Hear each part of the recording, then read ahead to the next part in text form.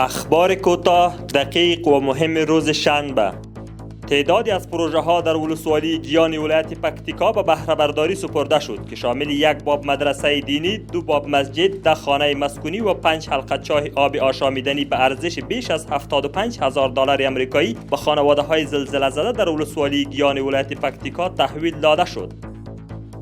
کار بازسازی گلدان وسطی سرک کوتی سنگی الا چوک کمپنی ادامه دارد. وزارت دفاع ملی میگوید 47 مجاهد پس از آموزش مسلکی از قماندانی تعلیمات مشترک محاربوی فارغ گردیدند.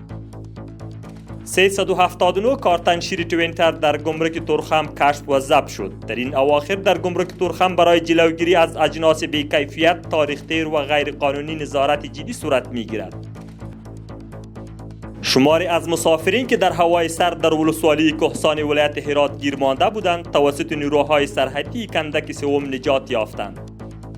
شفاخانه 400 بستر که یک زمان فقط برای قربانیان جنگ اختصاص یافته بود، اکنون قرار است با تدابیر شدید امنیتی در کشور به یک مرکز صحی مجهز برای همه شهروندان تبدیل شود.